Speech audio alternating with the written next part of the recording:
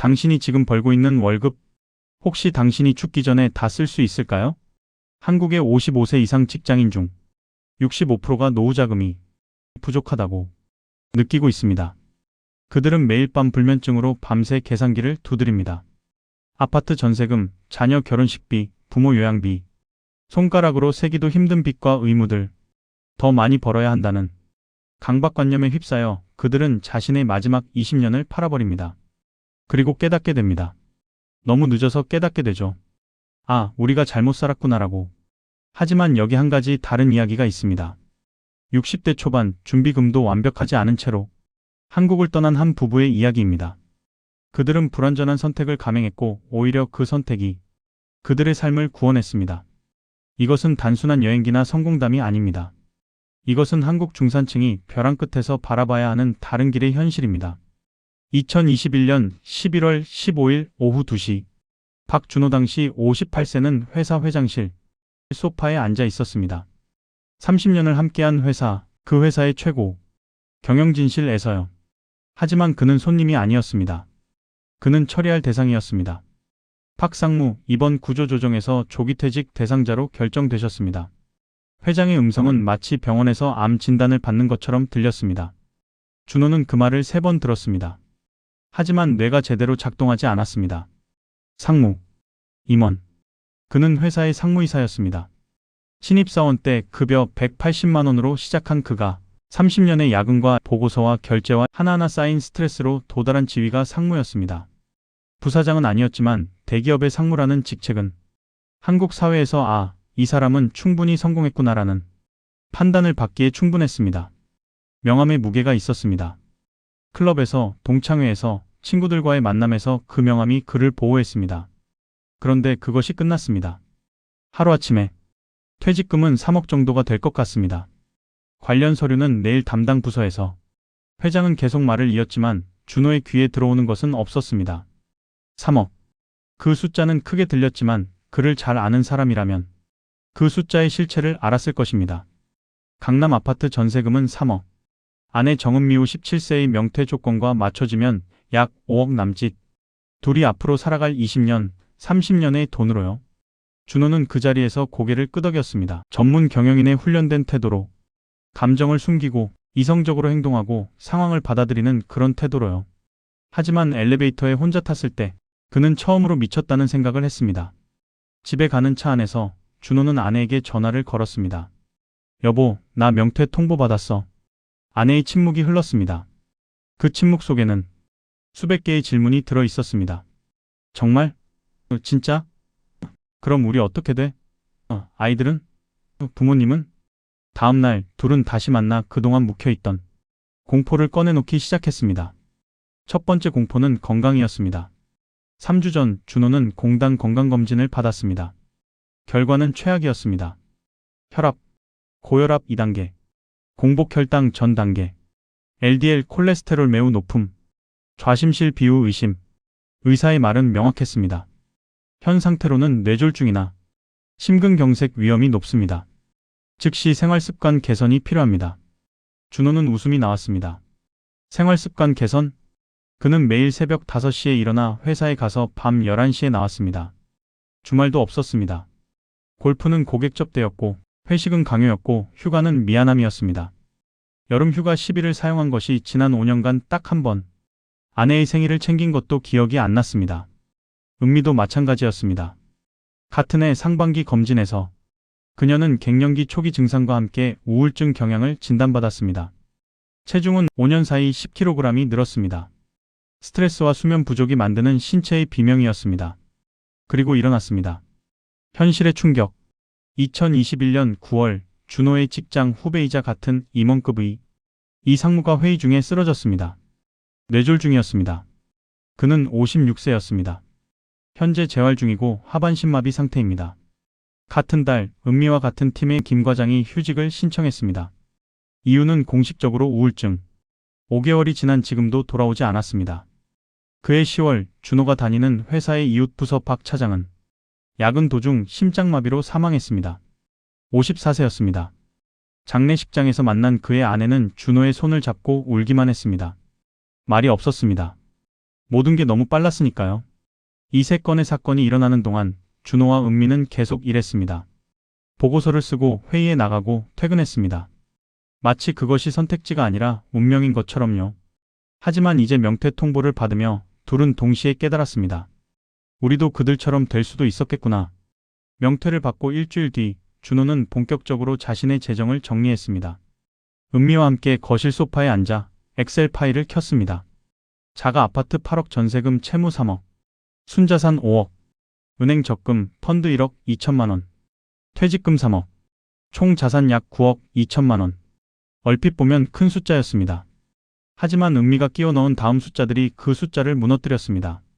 부채 및 의무 차량 할부월 80만 원, 전세금 반환 3억, 아버지 입원비 월 200만 원, 어머니 전월세비 월 100만 원, 월 생활비, 주거비 월 150만 원, 식료품 월 150만 원, 통신비 전기, 가스 50만 원, 의료비 월 100만 원, 교육 여가 100만 원, 교통 용돈 100만 원, 월 고정 지출 약 750만 원. 은미가 침을 삼켰습니다. 정적이 흘렀습니다. 그들이 계산을 계속했을 때 공포는 더욱 선명해졌습니다. 준호가 천천히 말했습니다. 여보, 이 속도로 쓰면 우리 20년을 못 버틴다. 더 정확히 말하면 10년이면 끝나는 돈이었습니다. 은미는 스마트폰으로 검색했습니다. 한국 노후자금 얼마? 나온 결과들. 통계청. 65세 이상. 평균 노후자금 3억 원 이상 필요? 금융감독원 부부 기준 최소 4억에서 5억 원. 언론 기사는 한국 은퇴자 71%가 생활비 부족 호소. 은미의 얼굴이 창백해졌습니다. 우리 정말 망했네. 명퇴를 받은 지 2주일이 지났을 때 준호는 처음으로 신분 상실의 공포를 경험했습니다. 골프 모임 단톡방에 들어온 메시지. 준호 형, 다음 달 대회 참가 가능해? 참가비 50만 원.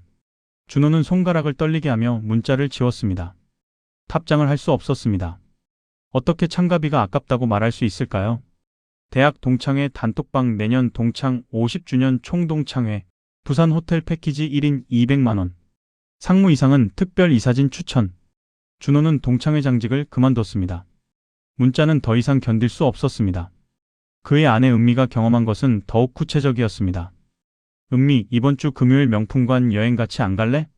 가방 봐야지. 요즘 좀 바쁘네. 뭐, 너 회사 관두지 않았나? 시간 많지? 또 없었습니다. 상황을 설명할 수도, 거절할 수도 없었습니다. 그냥 읽음 표시만 남겼습니다. 명퇴라는 사실을 주변에 알린 지 일주일 뒤, 친구들의 연락은 눈에 띄게 줄었습니다. 그들은 친절했습니다. 하지만 그 친절 뒤에는 이 사람은 이제 우리 반열에 없다는 판단이 들어 있었습니다. 준호는 이것을 사회적 죽음이라고 명명했습니다. 돈이 없는 것도 무섭지만 더 무서운 것은 내가 더 이상 의미 있는 사람이 아니라는 판단을 받는 것이었습니다. 명퇴 통보 이후 3주일 준호와 은미는 거실 불을 꺼버렸습니다. 아파트는 침묵으로 가득 찼습니다. 준호는 밤새 인터넷 검색을 했습니다. 60대 일자리, 노후자금 대출, 노후 생계비 지원, 어르신 알바. 새벽 3시 은미가 거실에 내려왔습니다. 잠을 못 자? 응. 너도? 응. 둘은 침대에 누웠지만 아무도 자지 않았습니다. 새벽 4시경 은미가 물었습니다. 여보, 혹시 우리 계속 여기 있어야 할까? 뭐? 서울. 우리 정말 서울에서 살아야 할까? 그것은 단순한 질문이 아니었습니다. 그것은 우리의 모든 것을 버리고 다시 시작할 수도 있지 않을까? 라는 절망적이면서도 희망적인 질문이었습니다. 준호는 그 순간 처음으로 선택지라는 것을 생각했습니다. 그들에게는 두 가지 길이 있었습니다. 첫 번째, 현재의 생활 수준을 유지하면서 죽을 때까지 일을 하거나 자식들에게 짐이 되는 것. 두 번째, 모든 것을 내려놓고 완전히 다른 삶을 시작하는 것. 둘 다 아름답지 않았습니다. 하지만 첫 번째는 보장된 불행, 두 번째는 불확실한 가능성이었습니다. 그날 아침 준호는 아내의 손을 잡았습니다. 혹시 떠날 수도 있을까? 어디로? 모르겠어. 그냥 돈이 오래가는 곳으로. 은미는 답하지 않았습니다. 하지만 그녀의 눈빛이 변했습니다. 그것은 절망의 눈빛이 아니라 처음으로 미래를 상상하는 눈빛이었습니다. 이 장면이 그들의 인생을 바꿀 수 있는 하나의 출발점이 될 줄은 그들도 아직 알지 못했습니다. 그 밤 이후 준호와 은미의 삶은 분명히 달라졌습니다. 그들은 더 이상 회피하지 않기로 결심했습니다. 명퇴 통보받은 지 열흘 뒤 준호는 회사를 정리했습니다. 상무로서의 마지막 출근. 사표를 내려놓고 부하 직원들과 악수를 하고 30년간 앉았던 사무실을 나왔습니다. 그 순간 그는 느꼈습니다. 아, 이제 정말 끝났구나라는 것을. 집에 와서 그는 처음으로 실직자의 생활을 시작했습니다. 아침에 눈을 떴을 때 갈 곳이 없었습니다. 옷을 입을 이유가 없었습니다. 누군가를 만날 일정이 없었습니다. 이것이 자유라고 불리는 것일까요? 준호는 그것을 자유가 아니라 무의미라고 불렀습니다. 하지만 은미는 다르게 생각했습니다. 그녀는 첫날 아침 출근하지 않았습니다. 30년 만에 처음으로 아침 7시에 일어나지 않은 것이었습니다. 그 느낌은 마약 같았습니다. 여보, 이 기분. 뭐라고 표현해야 할까? 은미는 침대에 누워 천장을 보며 웃음을 터뜨렸습니다. 죽은 지가 얼마나 된 것 같아? 내가 다시 숨을 쉬고 있어. 준호는 아내의 표정을 봤습니다. 그것은 명퇴 전 3개월간 본 적 없는 얼굴이었습니다. 걱정이 없었습니다. 급박함이 없었습니다. 그저 살아있음이 묻어났습니다. 그것이 계기가 됐습니다. 같은 주 토요일 준호와 은미는 식탁에 앉아 가족회의를 시작했습니다. 큰딸과 작은 아들도 참석했습니다. 엄마 아빠가 발표를 좀 하고 싶어 준호가 말했습니다. 그는 컴퓨터를 켜서 엑셀 파일을 띄웠습니다. 자산, 부채, 월 지출, 기대 수명 계산 모든 게 적혀 있었습니다. 현재 상황 자산 9억 2천만 원, 월 생활비 750만 원. 만약 여기 계속 살면서 같은 속도로 쓰면 자리가 조용해졌습니다. 10년 안에 돈이 떨어진다. 큰딸 준이가 물었습니다. 그럼 일을 다시 해야 하는 거 아니야? 준호가 대답했습니다. 58세, 57세인 우리가 다시 어디서 일하겠어? 경비, 편의점? 우리가 할 수 있는 일은 급여가 최저시급이야. 그리고 지금도 이미 몸이. 그는 말을 멈췄습니다. 하지만 가족들은 모두 알고 있었습니다. 아버지의 혈압, 엄마의 우울증, 그 너머의 피로감. 작은 아들 준석이 물었습니다. 그럼 어떻게 하려고? 은미가 물었습니다. 아니, 확인했습니다. 너희는 우리가 남은 돈을 너희 문제 해결에 쓸 거라고 생각했어? 침묵이 흘렀습니다. 우리가 지금 우리를 살리지 못하면 나중에 너희가 우리를 거두게 돼. 장기 요양보험? 요양원 비용? 그게 얼마인데? 우리도 그런 인생 끝을 보고 싶지 않아. 너희도 싫겠지? 그 말이 충격을 줬습니다. 하지만 진실은 항상 충격입니다. 준호가 덧붙였습니다. 우리가 생각하고 있는 건 서울에서 사는 방식을 완전히 바꾸는 거야. 혹은 떠나는 거지. 사실 그 가족회의 이전에 준호와 은미는 이미 깊게 생각하고 있었습니다. 명퇴 통보를 받은 직후 준호는 현금 흐름 분석에 빠졌습니다. 그가 한 계산은 여러 개였습니다. 첫 번째 계산. 언제까지 버틸 수 있는가? 7년이면 우린 66세, 65세. 그 나이에 돈이 떨어진다? 준호는 계속 계산했습니다. 두 번째 계산 만약 생활비를 절반으로 줄인다면? 그래도 여전히 72세, 71세가 되면 돈이 없다. 그리고 세 번째 계산이 가장 중요했습니다. 세 번째 계산 만약 서울을 떠난다면? 그는 스마트폰으로 검색을 시작했습니다. 태국의 치앙마이, 베트남의 다낭, 필리핀의 세부. 한국에서 월 750만 원으로 살기는 힘듭니다. 하지만 다른 나라는? 태국 치앙마이. 현지인 수준의 주거비 합계 월 180만 원. 베트남 다낭. 합계월 90에서 150만 원. 준호는 손가락으로 계산했습니다. 만약 다낭에서 월 150만 원으로 산다면? 51년. 우리 나이가 110세까지 산다는 소리네. 그것은 농담처럼 들렸지만 현실의 산술이었습니다. 그 숫자를 본 순간 준호의 머리에는 뭔가가 번쩍 떴습니다. 아, 우리가 잘못한 게 못 벌었다는 게 아니라 너무 비싼 곳에서 살았다는 거네. 그것이 첫 번째 깨달음이었습니다. 준호가 이 생각을 은미와 나눴을 때 은미의 첫 반응은 공포였습니다. 하지만 그 공포 뒤에는 논리가 있었습니다. 낯선 곳에서 혼자 죽으면 어쩌지? 준호의 대답 서울에서도 혼자다. 우리 주변에 누가 있어? 회사 동료들? 그들도 각자의 인생이 바쁜데. 반대로 작은 마을에서는 외국인이라는 이유만으로 관심을 받는다. 병원 다녀올 때 현지인들이 챙겨주고 밥 먹을 때 옆에 누군가 앉아 있을 확률이 서울보다 높다. 우리가 베트남에서 죽을 확률과 한국에서 죽을 확률의 차이는 크지 않다.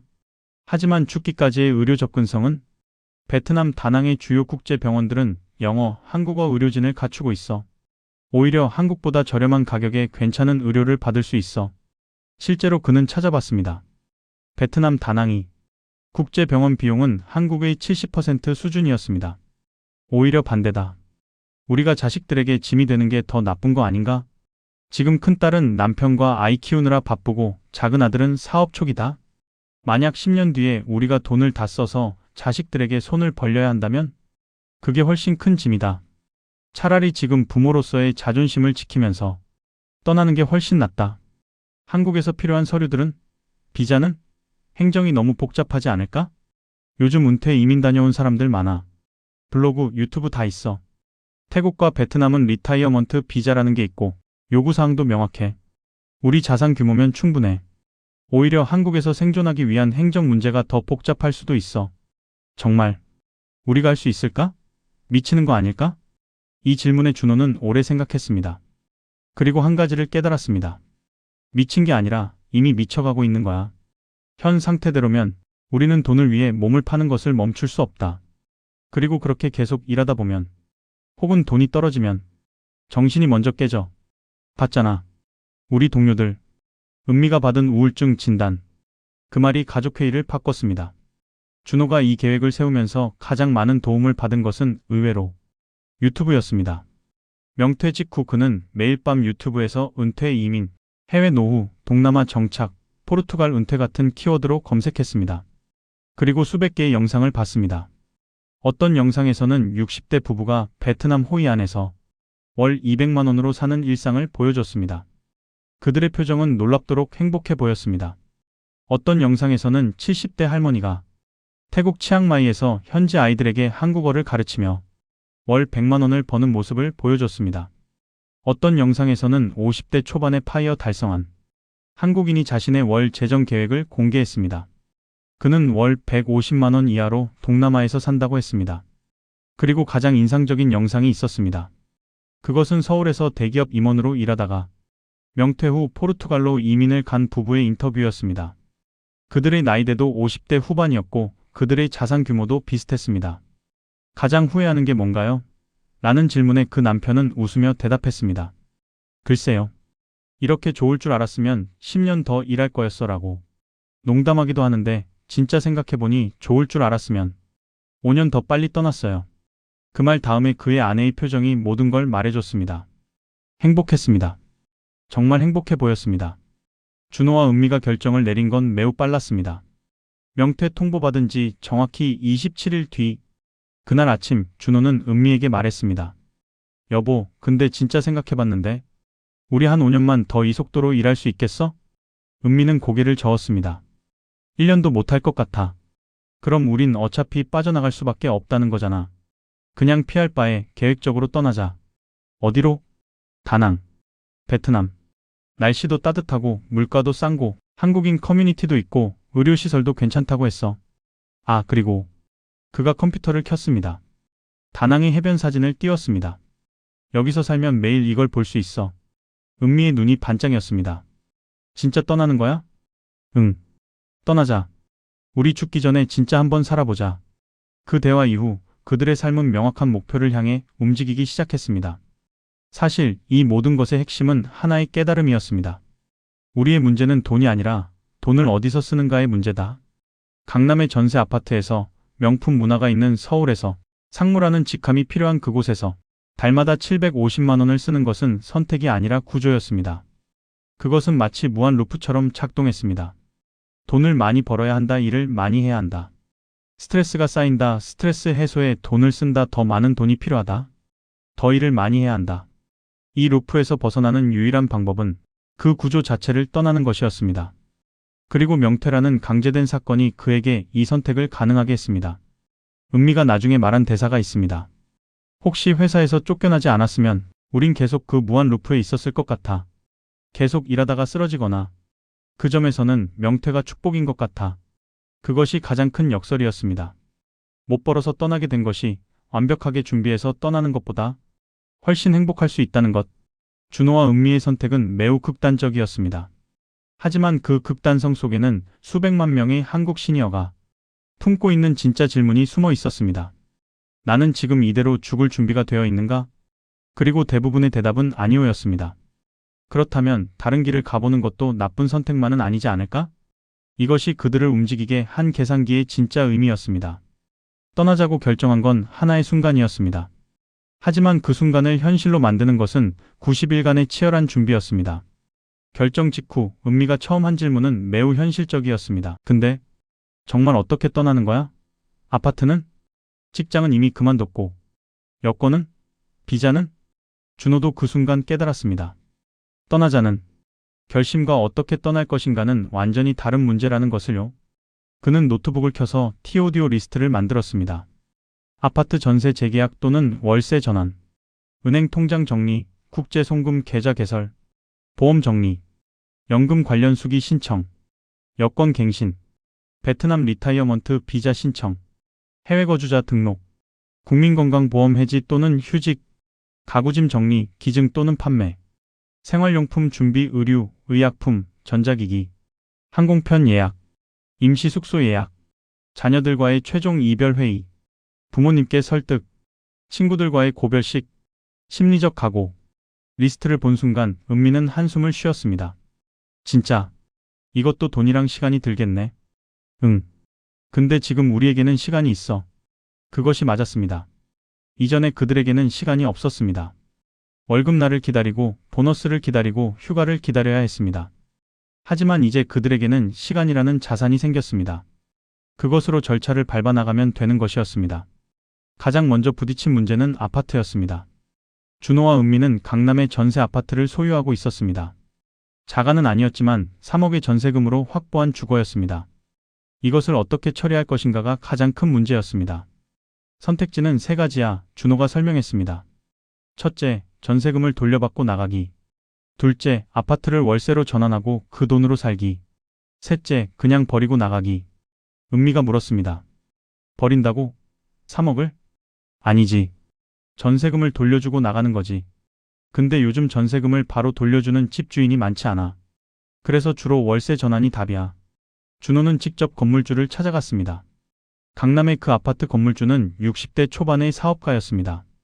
만약 저희가 나가면 새로운 세입자를 구하기 힘들 것 같아요.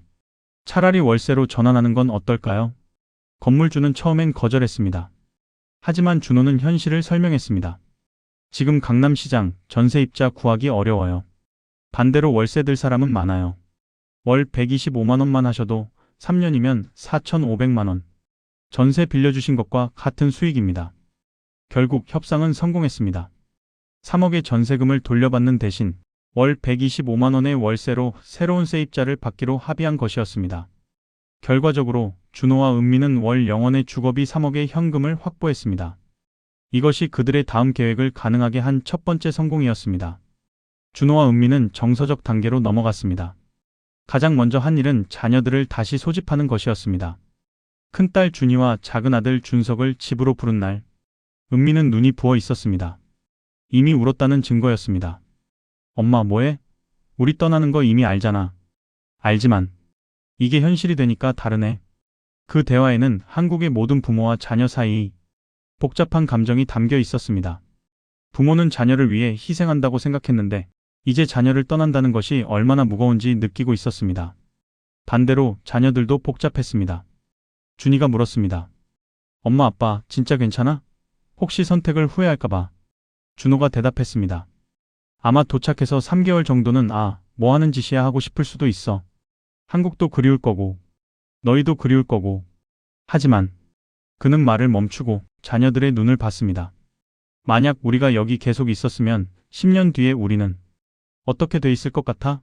너희는 그때 우리를 어떻게 봐야 할까? 그 생각이 더 끔찍해. 작은아들 준석이 조용히 말했습니다. 아버지, 사실 우리가 응원해야 할 것 같아. 용기 내줘서 고마워. 그리고 그는 목이 메었습니다. 진짜 행복해 보였으면 좋겠어. 우리 부모님이. 그 말에 모두가 울었습니다. 하지만 그것은 슬픈 눈물이 아니라 뭔가 큰 것을 함께 결정한 가족의 눈물이었습니다. 더 큰 난관은 부모님이었습니다. 준호의 어머니는 70대 후반이었습니다. 준호가 이 계획을 설명했을 때 어머니의 첫 반응은 분노였습니다. 베트남? 넌 미쳤나? 엄마 버리고? 엄마, 내가 엄마를 버리는 게 아니라 살기 위해 떠나는 거야. 그리고 큰 누나가 엄마 챙길 거고 내가 3개월에 한 번씩이라도 한국 와서 뵐 거야. 3개월에 한 번? 그게 뭐라고 아들 노릇이라고 하냐? 그 대화는 오래 걸렸습니다. 여러 번 반복되었습니다. 하지만 결국 어머니는 이해했습니다. 아니, 이해하기로 결심했습니다. 그 순간 어머니는 아들을 보며 말했습니다. 그래. 네가 돈 벌어서 엄마한테 주던 것도 이제 멈추겠지. 네가 건강하게 살아있는 게 그게 효도다.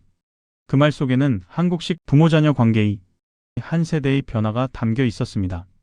아파트도 정리하고 가족도 설득한 후 준호와 은미는 신분을 정리하기 시작했습니다. 이 과정은 생각보다 복잡했습니다. 여권을 보니 유효기간이 2개월 남아 있었습니다. 즉시 신청했습니다. 대사관 방문 없이 온라인으로 연장 신청. 3일 뒤에 받았습니다. 베트남의 리타이어먼트 프로그램을 조사했습니다. 50세 이상, 월 고정 수입 또는 일정 자산 입증, 건강검진 통과. 준호와 은미는 둘 다 요구사항을 충족했습니다.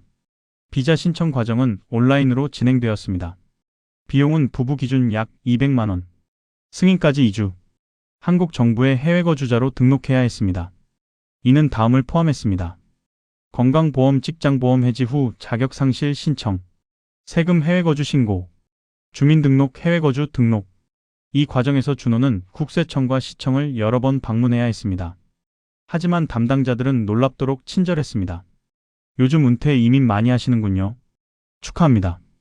오히려 공무원들이 응원해줬습니다. 가장 중요한 부분이었습니다. 준호는 국제 송금이 가능한 은행 계좌를 개설했습니다. 또한 국내 계좌에 남은 자산 중 일부를 유동성 높은 상품에 남겨두고 나머지는 베트남의 현지 은행에서 개설한 계좌로 송금했습니다. 한국에서 베트남으로의 국제 송금은 건당 수수료가 높았지만 준호는 큰 금액을 여러 번에 나눠서 송금하기로 결정했습니다. 이 단계는 심리적으로 가장 어려운 단계였습니다. 30년간 모은 물건들을 정리해야 했으니까요.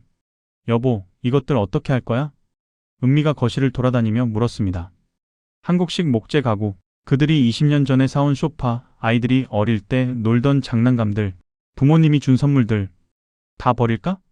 준호는 처음엔 막막했습니다. 하지만 그는 한 가지를 깨달았습니다. 우리가 가져갈 수 없는 것은 우리에게 필요하지 않은 것이다. 그렇게 생각하니 정리가 쉬워졌습니다. 짐을 4가지로 분류했습니다. 가져갈 것, 의류, 필수 의약품, 노트북, 휴대폰, 여권, 중요 서류, 사진 앨범, 자녀들에게 줄 것, 가구 일부, 전자제품, 한국식 침구류, 기증할 것, 의류, 책, 생활용품, 지역 자선단체에 기증, 버릴 것, 낡은 가구, 깨진 물건들, 대형 폐기물 수거 신청. 이 과정에서 은미는 눈물을 많이 흘렸습니다. 여보, 우리 딸 국민학교 때 받은 상장인데 던져야 하나? 준호가 사진을 찍으라고 했습니다. 사진으로 남기면 되지. 물건으로 남기는 게 아니라 추억으로 남기는 거야. 그렇게 모든 물건들이 정리되었습니다. 30년간의 소유가 3주일 만에 정리된 것이었습니다. 그리고 깨달았습니다. 물건들을 잃어버리는 것만큼 가벼워지는 느낌은 없다는 것을. 물리적 준비는 거의 끝났습니다. 하지만 심리적 준비는 계속되어야 했습니다. 준호는 명퇴 후 처음 모교 동창회에 나갔습니다. 그것은 한국의 마지막 모습을 보기 위함이었습니다. 동창들은 여전히 일이 바빴습니다. 상무님, 요즘 어떻게 지내세요? 아, 나 명퇴했어. 왜요? 진짜요? 그 순간 준호는 한국 사회에서 일이 얼마나 정체성인지 깨달았습니다. 명퇴했다고 하자 동창들은 그를 더 이상 상무로 보지 않았습니다. 그는 일을 그만둔 사람이 되어버렸습니다. 그날 밤 준호는 일기를 썼습니다. 한국에서는 뭘 하는가에 따라 누구인지가 결정된다. 하지만 베트남에서는 뭘 하는가가 중요하지 않을 것 같다. 그저 누가 있는가가 중요할 거야. 아내와 함께 있는 우리. 그것으로 충분할 거야. 은미도 유사한 깨달음을 얻었습니다. 그녀는 서울의 백화점 가구관에 갔습니다. 30년간 가장 자주 가던 곳이었습니다. 하지만 가구관을 보니 느껴지는 것이 없었습니다. 이게 전에는 그렇게 매력적이었나? 그 순간 깨달았습니다. 그 모든 욕망은 남과의 비교에서 비롯되었다는 것을. 베트남에는 그 비교의 상대가 없을 것입니다. 현지인들과 비교할 이유도 없고 다른 한국인들과 비교할 이유도 없을 것입니다. 그저 우리가 행복한가만 중요할 것입니다. 출국 일주일을 남겨두었을 때 준호와 은미는 한국에서의 고별식을 시작했습니다. 그것은 매우 개인적이고 매우 한국적인 의식이었습니다. 준호는 어머니를 찾아갔습니다. 어머니는 아들의 손을 잡고 울었습니다. 가거라. 그리고 행복해라. 그게 엄마의 바람이다. 준이의 아버지 장례식장으로도 가야 했습니다. 큰딸의 시아버지가 돌아가셨습니다. 준호는 상여가를 들고 울면서 한국식 장례의식을 따랐습니다. 인생이 얼마나 짧은가를 보는군요. 주변 사람들이 준호에게 말했습니다. 네, 그래서 우리는 떠나기로 결심했어요. 대학 동창 5명과 강남의 한 선술집에서 밤을 새웠습니다. 그들은 모두 여전히 직장인이었습니다. 일 이야기를 했습니다. 요즘 AI 때문에 회사도 흔들려. 우리도 구조조정하는 거 아니냐고 자꾸 물어봐. 준호는 그 대화를 듣고 있었습니다. 그리고 생각했습니다. 내가 그 자리에 여전히 있었으면 나도 그런 걱정을 하고 있을 거겠지. 새벽이 됐을 때 친구가 말했습니다. 준호 진짜 부럽다. 용기 내서. 너희도 할 수 있어. 언제든. 알아. 하지만 나는 못할 것 같아. 그 친구의 표정이 준호의 가슴을 아프게 했습니다. 그것이 한국 시니어의 현실이었으니까요. 준호는 자녀들을 위해 유서 같은 편지를 남겼습니다. 큰딸 준이에게. 준이야, 넌 엄마 아빠가 다시 살아나는 모습을 보게 될 거야. 그리고 언젠가 너도 그런 선택을 해야 할 때 이 편지를 다시 읽어줘. 그리고 알아줘. 엄마 아빠가 너를 버린 게 아니라 너를 위해 자리를 비운 거라는 걸. 작은 아들 준석에게. 준석아, 남자의 진짜 용기는 계속 싸우는 것이 아니라 싸움을 그만두고 다른 길을 가는 것이야. 언젠가 넌 알 거야. 그리고 그때 우리가 옳았다는 걸 깨닫게 될 거야. 그 편지를 읽은 자녀들은 울었습니다. 출국 전날 밤 준호와 은미는 짐이 거의 없는 집에서 바닥에 누웠습니다. 여보, 우리 진짜 가는 거지? 응. 이제 늦었어. 내일 비행기 탈 거고. 후회 안 해? 준호는 침묵했습니다. 그러다 말했습니다. 후회는 할 수 있지. 하지만 더 큰 후회를 피하는 거야. 그때 떠났더라면. 이런 후회를. 그게 더 끔찍할 것 같아. 그 밤 서울의 야경이 너무 멋졌습니다. 외부 고속도로의 자동차음, 이웃 아파트의 텔레비전음, 밤하늘을 가르는 헬기음. 그 모든 소리가 준호와 은미의 귀에는 작별의 신호처럼 들렸습니다. 내일부터는 이 소리를 못 들을 거야. 응. 대신 파도 소리를 들을 거야. 은미가 웃음을 터뜨렸습니다. 좋긴 한데 진짜 이별이네. 맨 마지막까지 슬프고 무겁고. 그래. 그래서 떠나는 거야. 그렇게 밤이 새었습니다. 새벽 4시 택시가 아파트 앞에 도착했습니다. 아파트를 나가면서 준호가 한 번 뒤를 돌아봤습니다. 30년을 살던 그 공간. 아이들을 키우던 그곳. 밤새 밀로 쓰러지던 그곳. 은미가 그의 손을 잡았습니다. 가자. 우리는 이제 새로운 시작이야. 비행기 탑승권을 손에 쥔 순간 준호는 처음으로 확신을 느꼈습니다. 이것이 올바른 선택이라는 것을. 비행기가 뜨는 순간 은미의 손이 준호의 손목을 꽉 잡았습니다. 이제 시작이야? 응. 이제부터야. 창밖으로 서울의 야경이 점점 작아졌습니다. 한강, 남산, 강남의 야경들이 마치 과거의 나를 바라보는 것처럼 느껴졌습니다. 그 5시간의 비행은 준호에게는 매우 특별한 시간이었습니다. 그동안의 모든 것을 정리하는 시간. 더 이상 돌아갈 수 없다는 확인의 시간. 기내식을 먹으면서 은미가 물었습니다. 우리 베트남에서 뭐 할 거야? 살기. 그냥 살기. 그것이 모든 답이었습니다. 비행기가 다낭에 내려앉을 때 창밖의 온도계는 32도를 가리키고 있었습니다. 한국은 가을이었지만 베트남은 여전히 무더운 여름이었습니다. 공항을 나오는 순간 준호와 은미를 맞이한 것은 처음 보는 풍경이었습니다. 베트남식 택시, 오토바이의 물결, 낯선 언어, 이국적인 냄새들. 여보, 진짜 왔다. 은미의 목소리가 떨렸습니다. 두려움인지 설렘인지 알 수 없는 감정이 섞여 있었습니다. 택시기사는 영어로 물었습니다. Where are you from? 코리아. 아, 코리아. 웰컴 투 다낭. 그 말 한마디가 준호의 가슴을 아프게 했습니다. 한국에서는 상무였던 자신이 베트남에서는 그저 손님일 뿐이었습니다. 하지만 동시에 해방감도 느껴졌습니다. 더 이상 상무일 필요가 없다는 것. 그냥 사람이면 된다는 것. 그들이 예약한 호텔은 4성급 리조트가 아니었습니다. 현지인들이 자주 쓰는 소박한 호텔이었습니다. 1박에 하나 3만 원 정도. 방에 들어서자 은미의 얼굴이 굳어졌습니다. 여보, 이게 맞아?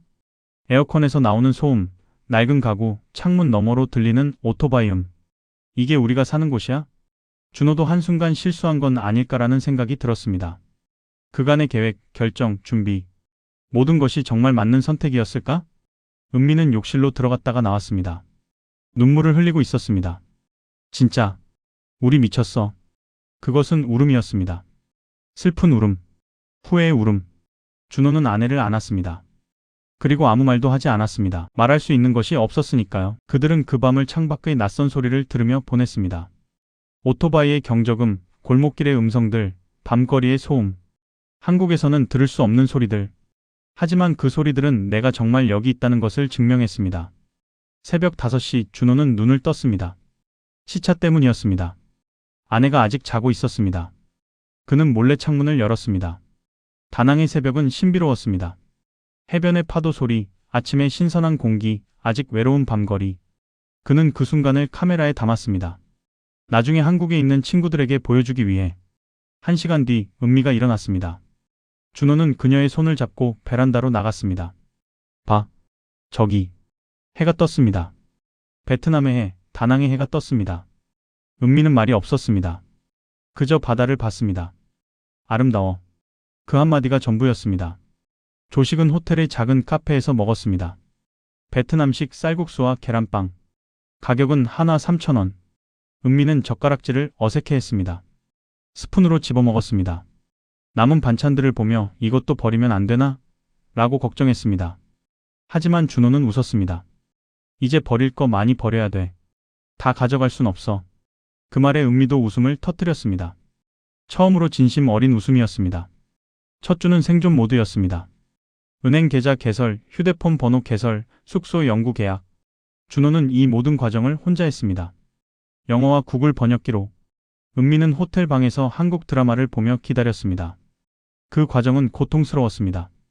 은행원이 무슨 말을 하는지 알 수 없었고, 계약서도 읽을 수 없었고, 뭔가 속임을 당하는 건 아닐까 하는 의심도 들었습니다. 하지만 동시에 무언가 다른 감정도 생겼습니다. 아, 나는 여기서 아무것도 아니구나. 그래서 겸손해야 한다. 한국에서 상무일 때 준호는 많은 것을 모르면서도 알고 있다고 속였습니다. 권위 있는 척했습니다. 하지만 베트남에서는 정말로 아무것도 모르는 사람이 되었습니다. 그것이 역설적으로 자유로웠습니다. 2주일 뒤 그들은 다낭 중심부의 작은 아파트를 찾았습니다. 월세는 하나 80만 원. 베란다에서 바다가 보였습니다. 이사날 은미가 말했습니다. 여보, 우리 한국에선 이 가격에 오피스텔도 못 구했어. 응. 맞아. 우리가 너무 비싼 곳에서 살았어. 아파트에 정착하고 나흘째 되는 날 이웃집 할머니가 문을 두드렸습니다. 그 할머니는 60대 후반으로 보였습니다. 베트남 말로 뭔가를 말했습니다. 준호와 은미는 알 수 없었지만 그녀의 손에 들려있던 것은 명확했습니다. 음식, 베트남식 국수와 반찬, 포유, 웰컴. 그 순간 은미의 눈빛이 바뀌었습니다. 처음으로 여기도 살 수 있는 곳이라는 생각이 들었을 겁니다. 며칠 뒤 준호와 은미는 골목시장을 거닐었습니다. 현지인들이 이용하는 시장이었습니다. 채소를 파는 할머니가 준호에게 말했습니다. You Korean? Yes. 그러자 그 할머니는 웃으며 가격을 깎아줬습니다. 그리고 음식을 얹어줬습니다. 웰컴 투 다낭. 그 인사가 3시간에 5번은 들었습니다. 모든 상인들이, 모든 사람들이. 한국에서는 상무였지만 아무도 환영하지 않았습니다. 반대로 베트남에서는 한국인 할머니라는 이유만으로 모두가 환영했습니다. 1개월이 지났을 때 은미의 변화가 눈에 띄었습니다. 그녀는 매일 아침 해변으로 산책을 나갔습니다. 처음에는 혼자, 나중에는 이웃 할머니와 함께. 그리고 현지 요가 스튜디오를 찾았습니다. 월 회비 3만 원. 그곳에 가면 한국인이 아니라 요가를 하는 여자가 되는 느낌이 들었습니다. 준호도 변했습니다. 처음에는 호텔에서 노트북으로 한국 뉴스만 봤습니다. 한국 일 진행 상황, 주식, 동료들의 근황. 하지만 점차 그런 관심이 줄어들었습니다. 대신 그는 현지 카메라 동호회를 찾았습니다. 영어를 거의 못하는 베트남 사람들과 함께 카메라로 대화했습니다. 사진으로, 제스처로, 웃음으로. 2개월째 되는 날 준호는 자신의 변화를 깨달았습니다. 아, 나는 지금 일을 하지 않고 있다. 그런데 여전히 살아있다. 그것은 한국에서는 불가능한 깨달음이었습니다. 명퇴 후 3개월 준호와 은미는 한국에 전화를 했습니다. 자녀들에게, 친구들에게. 대학 동창이 물었습니다. 준호 후회 안 해? 준호의 대답은 확실했습니다. 응. 후회 안 한다. 아니, 반대야. 왜 더 빨리 떠나지 않았는지 후회할 정도야. 아내 은미는 엄마한테 전화를 했습니다. 엄마, 나 여기서 매일 웃어. 이게 뭐지? 전화 저편이 어머니는 울었습니다. 딸이 행복해 보여서. 엄마도 웃긴다. 큰딸 준이는 아버지에게 물었습니다. 아버지, 진짜 좋아? 아니면 그냥 그래? 준호의 답은 조용했지만 단호했습니다. 좋아. 정말로. 6개월 차. 준호와 은미의 관계에 균열이 생겼습니다. 밖에서는 행복해 보였습니다. 하지만 집에는 침묵이 가득 찼습니다.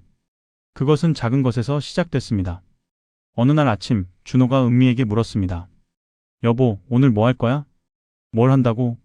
요가. 언제 돌아와? 몰라. 혹은 저녁? 그 대화는 대수롭지 않아 보였습니다. 하지만 그 뒤에는 뭔가 다른 감정이 있었습니다. 은미의 톤에 당신은 내 일정에 참견하지 말라는 메시지가 들어 있었으니까요. 준호는 상처를 받았습니다. 내가 뭐 했길래? 그날 하루 종일 준호는 아파트에 혼자 앉았습니다. 은미가 돌아올 때까지 아무것도 하지 않고 그저 기다렸습니다. 저녁 9시 은미가 돌아왔습니다. 그녀는 행복해 보였습니다. 얼굴에 웃음이 있었습니다. 준호는 물었습니다. 재미있었어? 응. 아주. 그리고 침묵. 은미는 자신의 하루를 설명하지 않았습니다. 그곳에서 뭘 했는지, 누가 있었는지, 뭘 말했는지. 준호는 그 침묵이 견딜 수 없었습니다. 너 요즘 나하고 시간 별로 안 보내네. 은미가 답했습니다. 그래. 왜? 문제야? 그 한마디가 결정적이었습니다. 은미의 목소리에는 나는 내 삶을 산다는 선언이 들어 있었습니다. 준호와 은미가 마주한 갈등은 많은 은퇴 부부들이 경험하는 함께 있다는 것의 무게였습니다.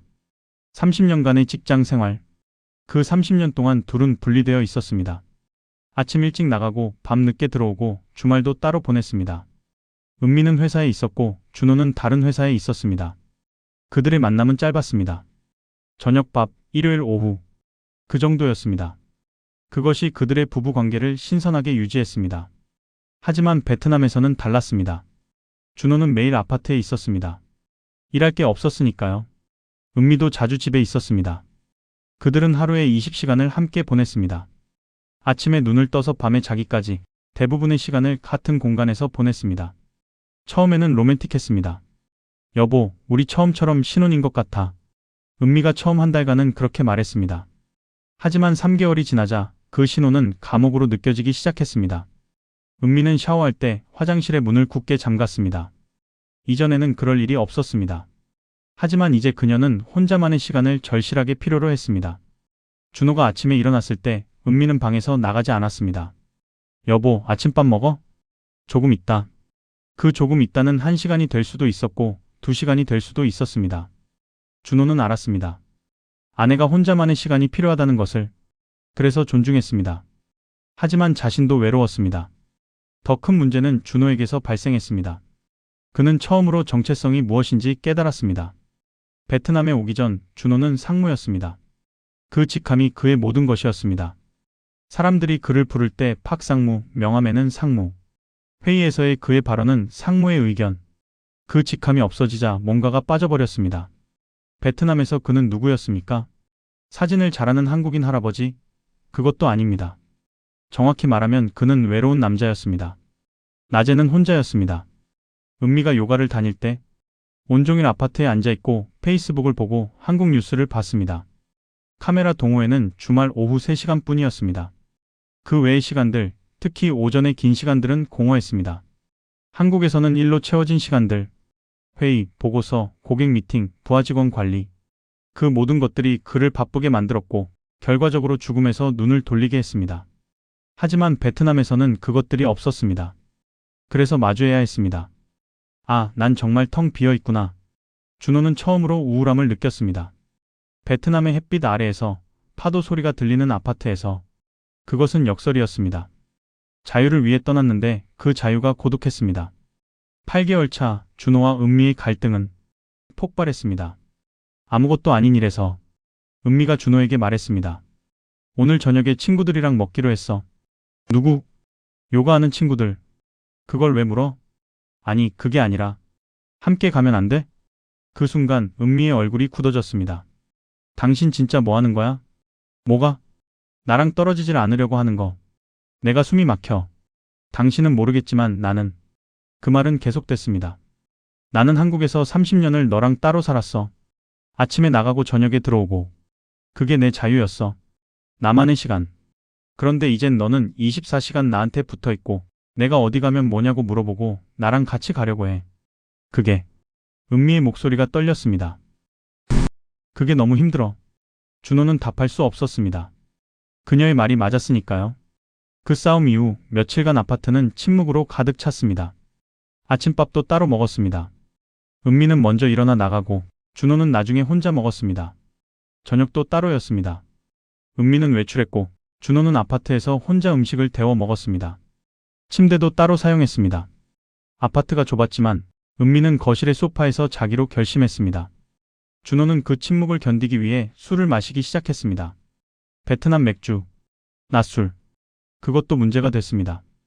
은미가 귀가했을 때 준호가 취해 있었습니다. 넌 뭐 하는 거야? 뭐 하냐고? 넌 나한테 뭐를 해주냐고? 준호의 목소리에는 분노가 있었습니다. 하지만 그 분노의 밑바닥에는 절망이 있었습니다. 내가 모든 걸 버렸어. 집도, 직장도, 친구도. 다 너를 위해서였어. 근데 여기 와보니. 그는 말을 잇지 못했습니다. 은미도 울었습니다. 나도 다 버렸어. 나도. 그런데 넌 내가 도망치는 것처럼 보니까. 괜찮은 거야? 내가 뭘 해야 돼? 계속 미안해하면서 살아야 돼? 그것이 가장 진실한 대화였습니다. 그 며칠 뒤 준호는 혼자 해변을 걸었습니다. 밤의 다낭 해변. 조용했습니다. 그리고 깨달았습니다. 아, 우리는 한국에서는 함께라는 이유만으로 견뎠구나. 회사, 아이들, 사회. 그것들이 우리를 묶고 있었어. 그래서 사랑을 깊게 생각할 필요도 없었어. 하지만 베트남에서는 그 모든 것들이 사라졌습니다. 남은 것은 우리 둘뿐이었습니다. 그리고 그 우리 둘이 정말로 사랑으로 묶여 있는지, 묶여 있지 않은지가 명확하게 드러났습니다. 준호는 은미를 찾아갔습니다. 그녀가 요가 수업에서 나온 뒤였습니다. 미영아, 미안해. 그것만 했습니다. 은미는 대답하지 않았습니다. 대신 그의 손을 잡았습니다. 그 이후 준호와 은미는 명시적으로 협상을 했습니다. 마치 비즈니스 회의처럼. 그래서 우리 어떻게 할 거야? 준호가 물었습니다. 은미가 대답했습니다. 함께 있는 시간이랑 따로 있는 시간을 정하자. 어떻게? 아침은 우리가 함께, 커피 마시고 밥 먹고, 오후는 내 시간, 저녁은 우리가 선택하는 시간. 가고 싶으면 가고 있고 싶으면 있고. 준호는 생각했습니다. 근데 넌 뭘 하고 싶어? 그것이 준호가 마주해야 했던 진짜 질문이었습니다. 내가 뭘 하고 싶어? 30년간 일했던 그는 처음으로 이 질문에 직면했습니다. 잘 모르겠어. 근데 뭔가 배우고 싶어. 뭔가 창조하고 싶어. 은미가 제안했습니다. 그럼 사진 말고 다른 거? 글도 쓰고 그림도 배우고. 응. 넌 사진 외에 관심 가는 게 뭐야? 준호는 생각했습니다.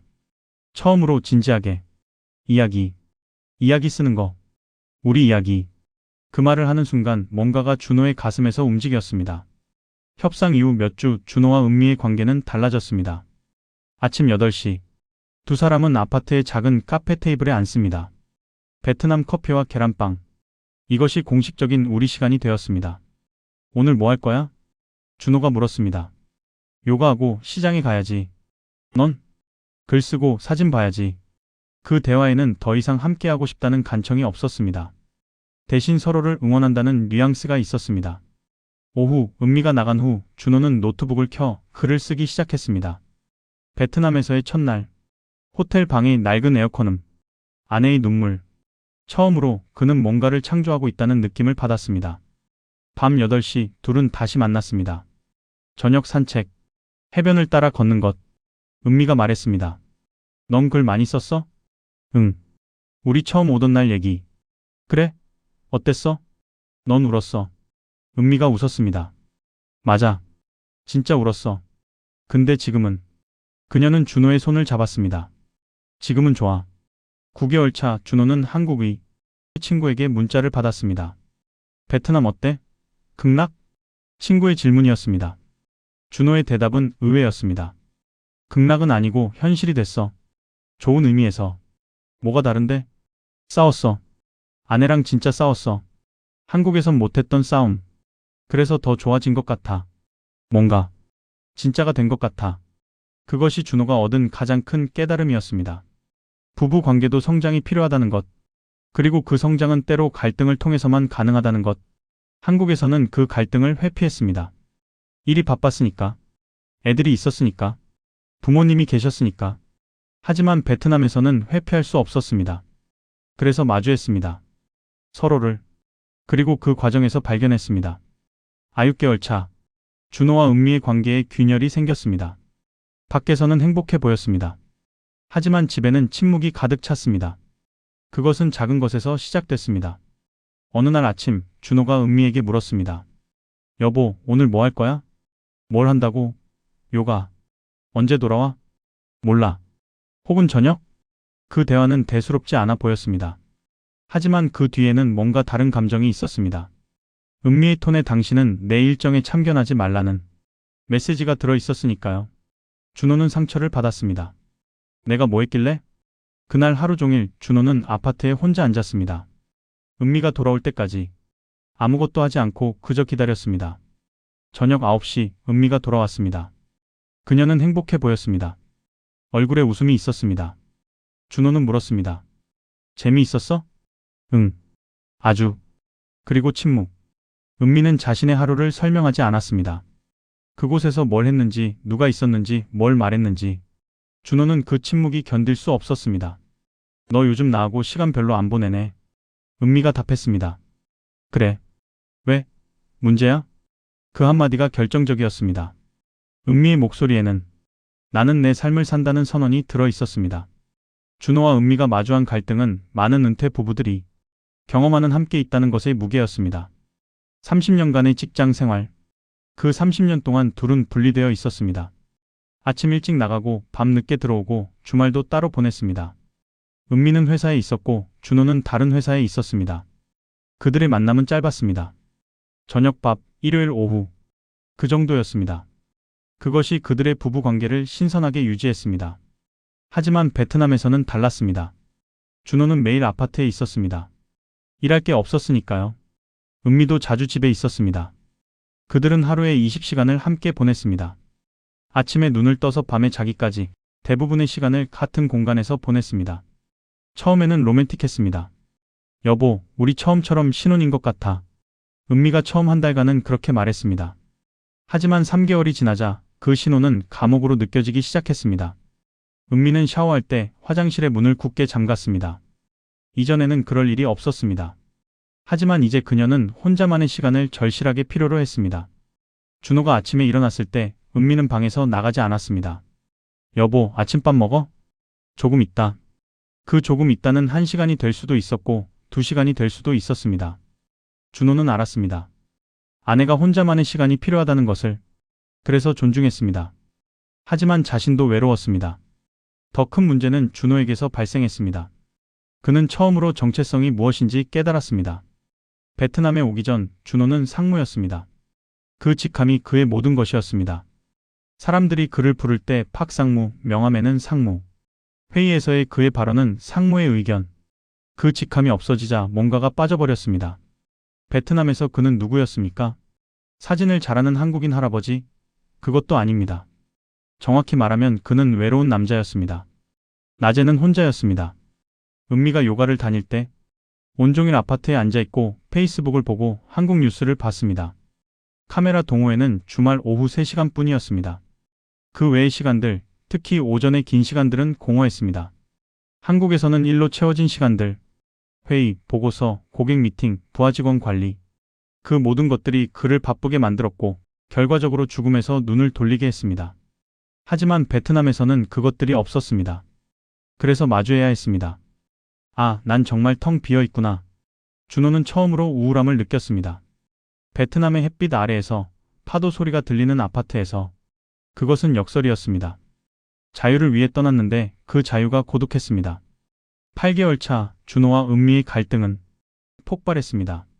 아무것도 아닌 일에서 은미가 준호에게 말했습니다. 오늘 저녁에 친구들이랑 먹기로 했어. 누구? 요가하는 친구들. 그걸 왜 물어? 아니, 그게 아니라 함께 가면 안 돼? 그 순간 은미의 얼굴이 굳어졌습니다. 당신 진짜 뭐 하는 거야? 뭐가? 나랑 떨어지질 않으려고 하는 거. 내가 숨이 막혀. 당신은 모르겠지만 나는. 그 말은 계속됐습니다. 나는 한국에서 30년을 너랑 따로 살았어. 아침에 나가고 저녁에 들어오고. 그게 내 자유였어. 나만의 시간. 그런데 이젠 너는 24시간 나한테 붙어 있고, 내가 어디 가면 뭐냐고 물어보고, 나랑 같이 가려고 해. 그게. 은미의 목소리가 떨렸습니다. 그게 너무 힘들어. 준호는 답할 수 없었습니다. 그녀의 말이 맞았으니까요. 그 싸움 이후 며칠간 침묵으로 가득 찼습니다. 아침밥도 따로 먹었습니다. 은미는 먼저 일어나 나가고, 준호는 나중에 혼자 먹었습니다. 저녁도 따로였습니다. 은미는 외출했고, 준호는 아파트에서 혼자 음식을 데워 먹었습니다. 침대도 따로 사용했습니다. 아파트가 좁았지만 은미는 거실의 소파에서 자기로 결심했습니다. 준호는 그 침묵을 견디기 위해 술을 마시기 시작했습니다. 베트남 맥주, 낮술. 그것도 문제가 됐습니다. 은미가 귀가했을 때 준호가 취해 있었습니다. 넌 뭐 하는 거야? 뭐 하냐고? 넌 나한테 뭐를 해주냐고? 준호의 목소리에는 분노가 있었습니다. 하지만 그 분노의 밑바닥에는 절망이 있었습니다. 내가 모든 걸 버렸어. 집도, 직장도, 친구도. 다 너를 위해서였어. 근데 여기 와보니. 그는 말을 잇지 못했습니다. 은미도 울었습니다. 나도 다 버렸어. 나도. 그런데 넌 내가 도망치는 것처럼 보니까. 괜찮은 거야? 내가 뭘 해야 돼? 계속 미안해하면서 살아야 돼? 그것이 가장 진실한 대화였습니다. 그 며칠 뒤 준호는 혼자 해변을 걸었습니다. 밤의 다낭 해변. 조용했습니다. 그리고 깨달았습니다. 아, 우리는 한국에서는 함께라는 이유만으로 견뎠구나. 회사, 아이들, 사회. 그것들이 우리를 묶고 있었어. 그래서 사랑을 깊게 생각할 필요도 없었어. 하지만 베트남에서는 그 모든 것들이 사라졌습니다. 남은 것은 우리 둘뿐이었습니다. 그리고 그 우리 둘이 정말로 사랑으로 묶여 있는지, 묶여 있지 않은지가 명확하게 드러났습니다. 준호는 은미를 찾아갔습니다. 그녀가 요가 수업에서 나온 뒤였습니다. 미영아, 미안해. 그것만 했습니다. 은미는 대답하지 않았습니다. 대신 그의 손을 잡았습니다. 그 이후 준호와 은미는 명시적으로 협상을 했습니다. 마치 비즈니스 회의처럼.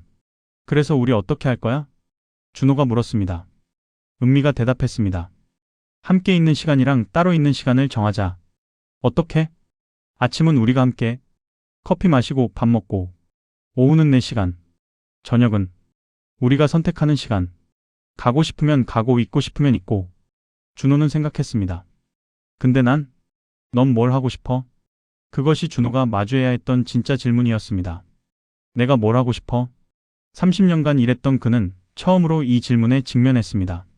잘 모르겠어. 근데 뭔가 배우고 싶어. 뭔가 창조하고 싶어. 은미가 제안했습니다. 그럼 사진 말고 다른 거? 글도 쓰고 그림도 배우고. 응? 응. 넌 사진 외에 관심 가는 게 뭐야? 준호는 생각했습니다. 처음으로 진지하게. 이야기. 이야기 쓰는 거. 우리 이야기. 그 말을 하는 순간 뭔가가 준호의 가슴에서 움직였습니다. 협상 이후 몇 주 준호와 은미의 관계는 달라졌습니다. 아침 8시. 두 사람은 아파트의 작은 카페 테이블에 앉습니다. 베트남 커피와 계란빵. 이것이 공식적인 우리 시간이 되었습니다. 오늘 뭐 할 거야? 준호가 물었습니다.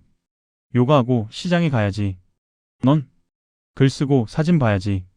그 대화에는 더 이상 함께하고 싶다는 간청이 없었습니다. 대신 서로를 응원한다는 뉘앙스가 있었습니다. 오후 은미가 나간 후 준호는 노트북을 켜 글을 쓰기 시작했습니다. 베트남에서의 첫날. 호텔 방의 낡은 에어컨음. 아내의 눈물. 처음으로 그는 뭔가를 창조하고 있다는 느낌을 받았습니다. 밤 8시 둘은 다시 만났습니다. 저녁 산책. 해변을 따라 걷는 것. 은미가 말했습니다. 넌 글 많이 썼어? 응. 우리 처음 오던 날 얘기. 그래? 어땠어? 넌 울었어. 은미가 웃었습니다. 맞아. 진짜 울었어. 근데 지금은. 그녀는 준호의 손을 잡았습니다. 지금은 좋아. 9개월 차 준호는 한국의 친구에게 문자를 받았습니다. 베트남 어때? 극락? 친구의 질문이었습니다. 준호의 대답은 의외였습니다. 극락은 아니고 현실이 됐어. 좋은 의미에서. 뭐가 다른데? 싸웠어. 아내랑 진짜 싸웠어. 한국에선 못했던 싸움. 그래서 더 좋아진 것 같아. 뭔가 진짜가 된 것 같아. 그것이 준호가 얻은 가장 큰 깨달음이었습니다. 부부 관계도 성장이 필요하다는 것. 그리고 그 성장은 때로 갈등을 통해서만 가능하다는 것. 한국에서는 그 갈등을 회피했습니다. 일이 바빴으니까. 애들이 있었으니까. 부모님이 계셨으니까. 하지만 베트남에서는 회피할 수 없었습니다. 그래서 마주했습니다. 서로를. 그리고 그 과정에서 발견했습니다. 아, 이 사람을 사랑하고 있었구나.